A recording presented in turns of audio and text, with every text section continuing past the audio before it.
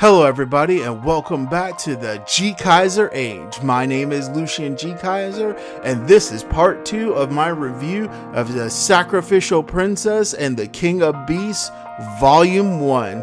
So let's get into it. We're going to pick back up and get into the main story. Once again, there will be spoilers in here. So if you guys do not want to be spoiled and you like what you heard on the last video about the basic storyline and overview, then definitely check out the manga. But here we go. We're going to get right into the main story.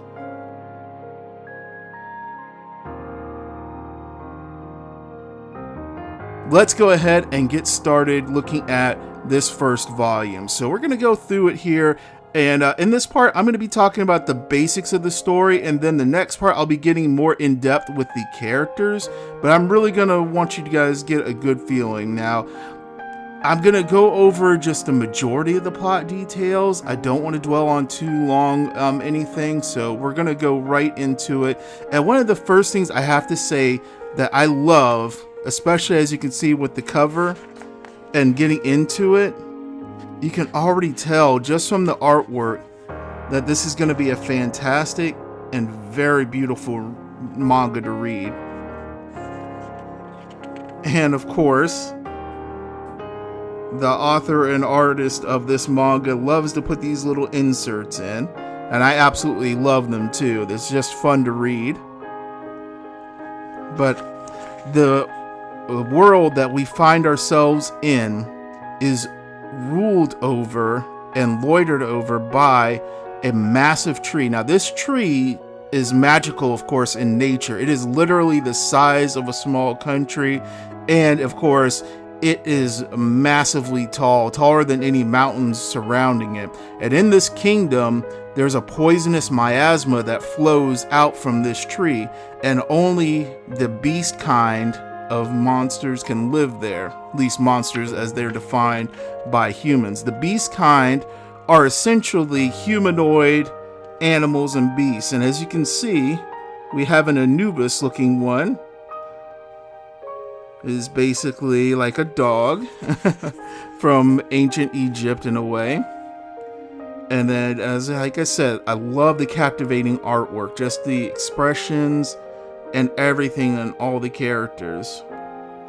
And of course, we have here the sacrifice to 99th. Of course, the Chancellor, who is bringing her to the Majesty ruler of this kingdom, states that she's kind of scrawny and might not make a good offering. He should just eat her real quick. To which this is the best reply ever.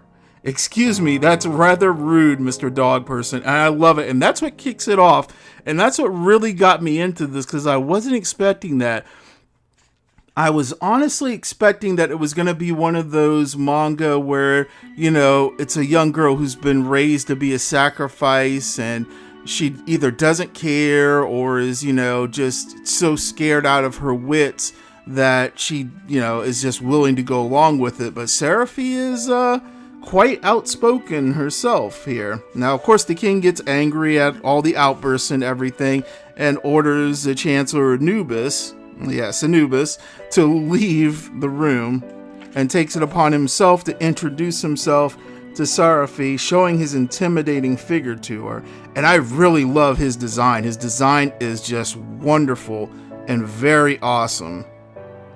And as you can see here, even though he's very intimidating and very dangerous looking, she's just not even flinching from him.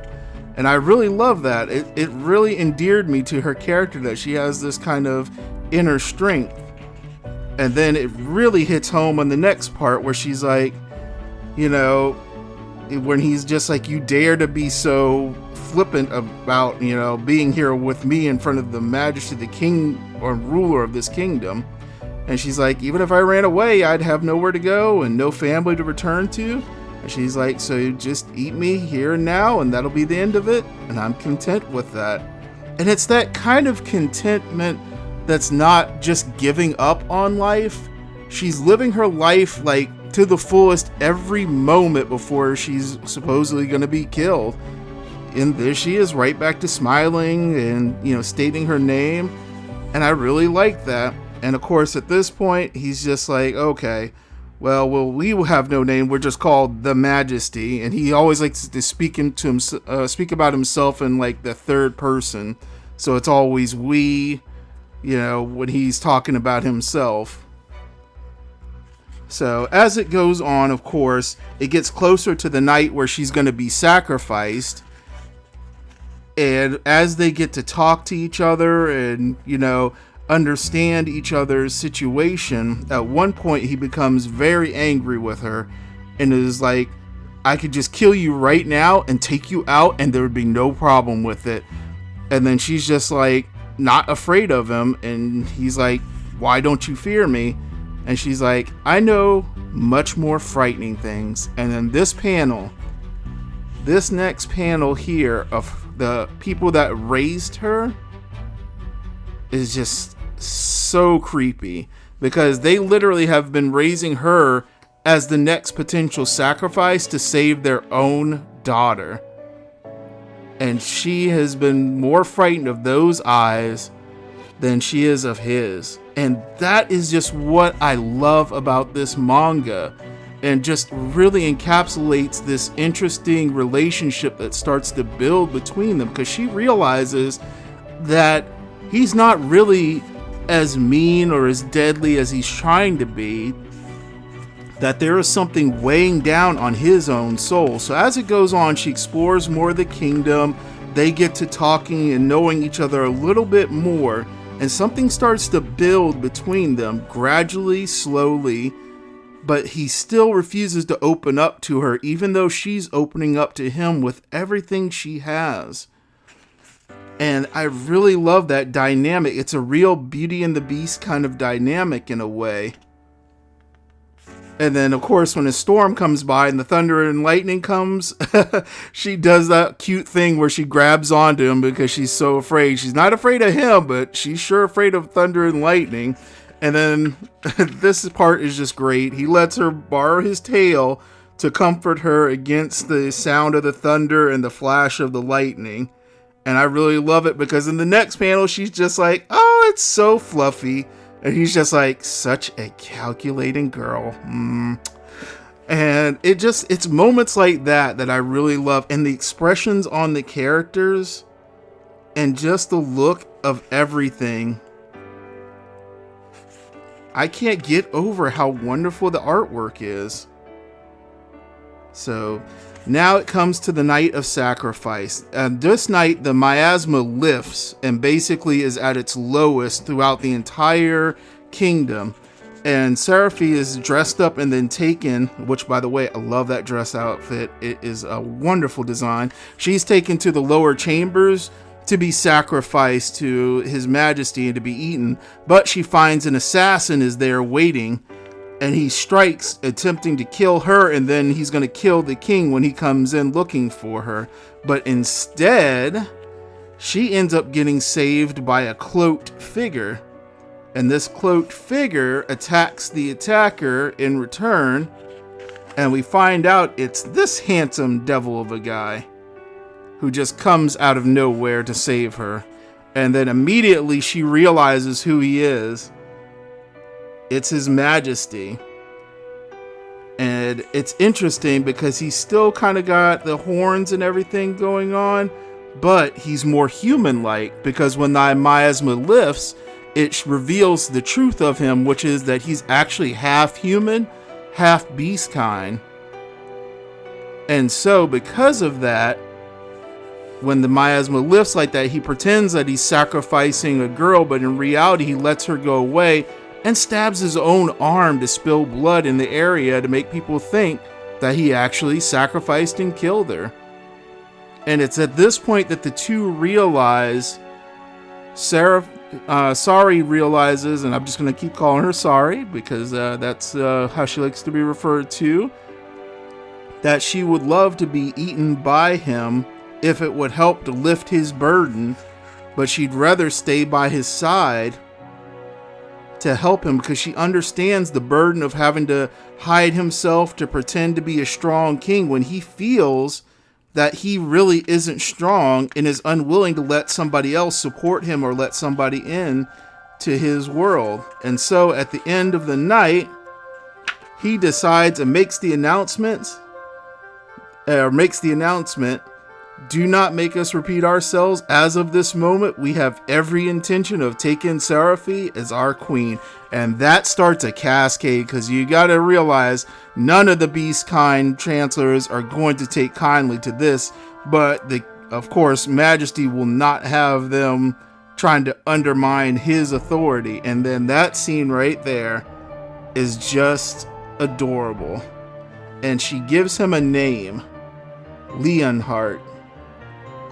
And I really love that. And that just takes off. Now, the rest of the story in this first chapter is basically some underhanded stuff happens where people try and get Seraphi taken out, make her mess up. And then it's also building around between her and His Majesty, Leonhardt, and them coming to terms with their differences and the differences between the beast kind and, of course, the humans, because the beast kind still don't like the humans, and they feel like they should be ruling over them, attacking them, taking their lands for their own, and spreading the miasma further. But the Beast King is not of that kind of situation. He doesn't like that. He's not into doing that kind of thing. So it goes on from there. Now, the next big arc is, naturally, in this land, the miasma is so thick that normal humans cannot live there. And unfortunately, at some point, Sari starts to, of course, pass out from the miasma and become affected by it, and it's slowly killing her. And if she continues to stay there, then she'll actually die from the miasma poisoning in her body. And so the king has to make a hard choice.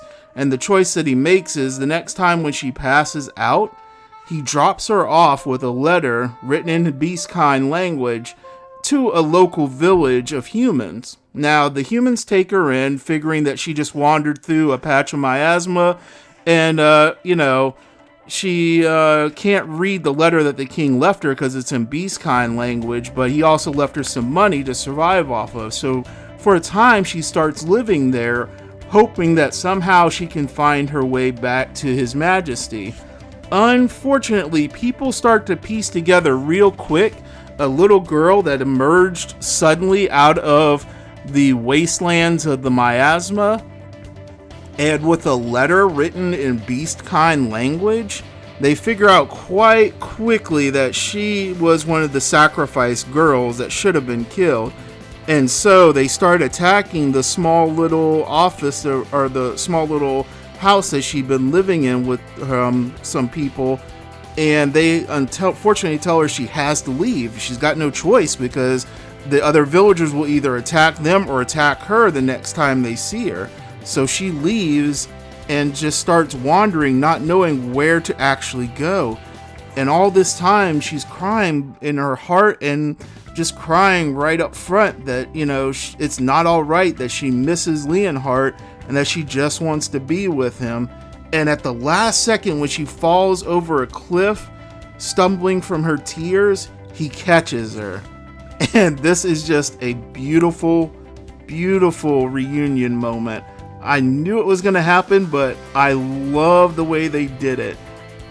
He was literally looking for her in his human form, or I should say hybrid form, because he does still have the horns.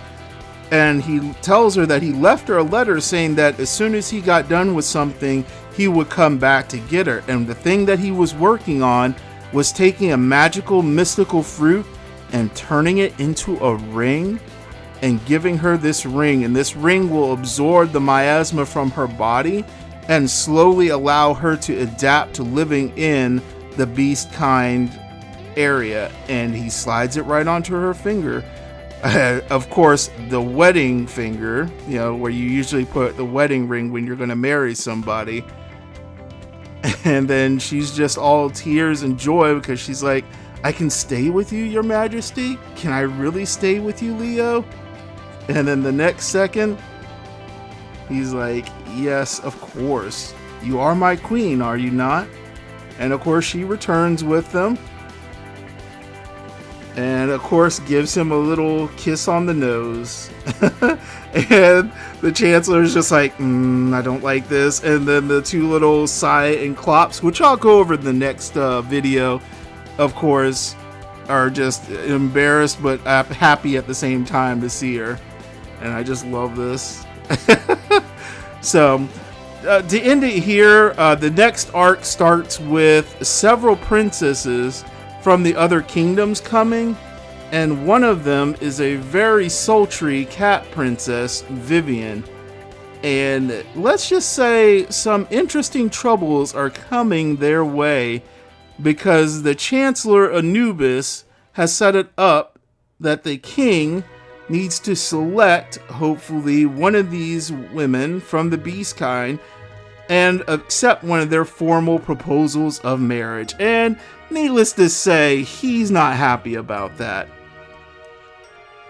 But I really love this. It's a great setup because it starts causing a conflict. Seraphie doesn't really know what her feelings are. She cares for the king, and she wants to support his majesty, but she's not sure on her own deep, true feelings. Is it love? Is it just that she cares for him and that she's just nice like that? And it comes to terms where she starts thinking maybe he would be better off being with a beast kind princess versus herself, because she can't understand her own feelings and he's unwilling to, really express his own feelings aside from just wanting her to be by his side as a queen. And then it leaves off with Vivian sneaking into his chambers in the middle of the night to try and seduce His Majesty the King. And let's just say some surprising stuff happens, and I'm gonna just leave it there. So you guys should have a good feeling for what happens in this book. But like I said, I absolutely adore all of the artwork in this book. It is some fantastic work. The story is so much fun to read. The characters are interesting. The world is definitely interesting, and it only gets bigger in the next volumes. So definitely, if you get a chance, if you liked what I read to you today or liked the premise and everything, definitely give this book a try. It is absolutely fantastic.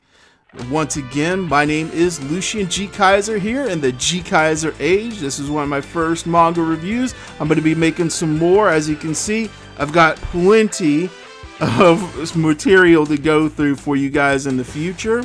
Once again, if you like what you see here, definitely comment and let me know if you've read this manga, if you found this video interesting and that it's gonna get you to go out there and try and pick up a copy of this manga. Definitely leave a like, a favorite, subscribe if you aren't already, share this video with some of your friends that may find this manga interesting, or just friends that like new and interesting manga that they may have never heard of.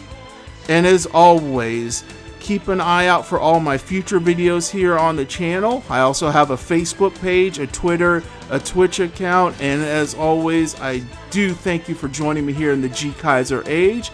Lucian GKaiser signing out until the next fantasy romance manga.